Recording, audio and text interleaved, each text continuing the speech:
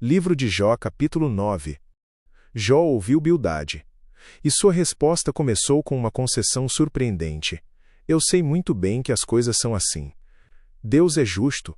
Deus é poderoso. Os maus são destruídos. Eu sei. Mas então? Mas como é que uma pessoa pode provar a Deus que ela está com a razão? Quem se atreve a discutir com ele? Ele pode fazer 1000 perguntas a que ninguém é capaz de responder.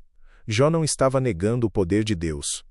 Estava usando esse poder como argumento. Vocês dizem que Deus é justo e que por isso pune os culpados. Eu digo que Deus é tão grande que mesmo um inocente não teria como provar sua inocência diante dele. E então Jó abriu um hino ao poder divino que rivaliza com qualquer salmo. Sem aviso ele muda de lugar os montes e na sua ira os destrói. Deus manda terremotos e o chão treme. Ele abala as colunas que sustentam a terra. Deus dá ordem e o sol não nasce.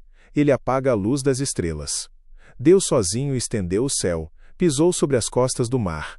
Criou as estrelas em grupos, a ursa maior, as 3 Marias, as 7 cabrinhas. Faz coisas grandes e maravilhosas, seus milagres não têm fim. Era genuíno, era reverente, era aterrorizante. Mas então Jó virou esse hino em lamento. Deus passa perto de mim e eu não vejo. Ele vai andando e eu não percebo. Se Deus quer ficar com alguma coisa, quem pode impedi-lo? Quem se atreve a perguntar o que estás fazendo? O mesmo Deus que move montes e apaga estrelas. Passa ao lado de Jó e não para. Age na vida de Jó e não explica. Leva tudo de Jó e não presta contas. Deus não volta atrás na sua ira. A seus pés caem derrotados até os aliados do monstro Raabe. Se até os seres míticos do caos cedem diante dele. O que pode fazer um homem coberto de feridas sentado num monte de cinzas? E aqui Jó disse algo que chocou os amigos. E ainda choca hoje, ainda que eu tivesse razão, eu não responderia. Ele é o meu juiz. Só posso pedir misericórdia. Ainda que eu o chamasse ao tribunal e ele se apresentasse, não acredito que ouviria o meu caso. Jó não estava dizendo que Deus é injusto. Estava dizendo algo mais perturbador. Que o sistema não tem espaço para a inocência humana ser provada. Deus me esmaga com uma tempestade e sem motivo aumenta as minhas feridas. Ele não me deixa nem respirar e enche de amargura a minha vida. Sou inocente e sincero, mas as minhas palavras me condenariam. Sou inocente, mas não me importo com isso. Estou cansado de viver. A inocência que não pode ser provada. Vale o mesmo que a culpa que não pode ser negada. E Jó estava exausto demais para continuar lutando por algo que o sistema não permitia que ele ganhasse. E então Jó disse algo que parece blasfêmia, mas é dor. Para mim é tudo a mesma coisa. Deus destrói tanto os bons como os maus. Se de repente uma desgraça mata pessoas inocentes, Deus ri. Deus entregou o mundo nas mãos dos maus e cobriu os olhos dos juízes com uma venda. E se não foi Deus quem fez isso, então quem foi?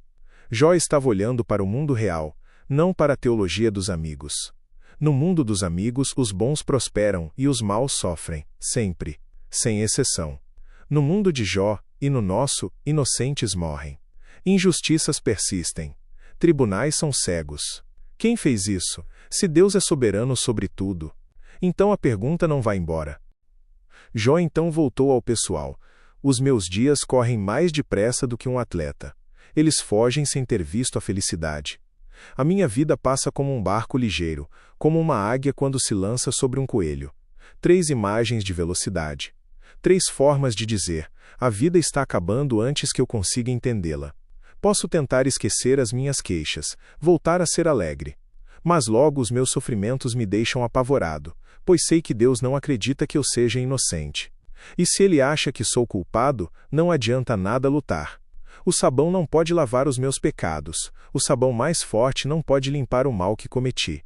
Deus me joga na lama, e até a minha roupa tem nojo de mim. A imagem final era de humilhação total. Não apenas sofrimento, vergonha.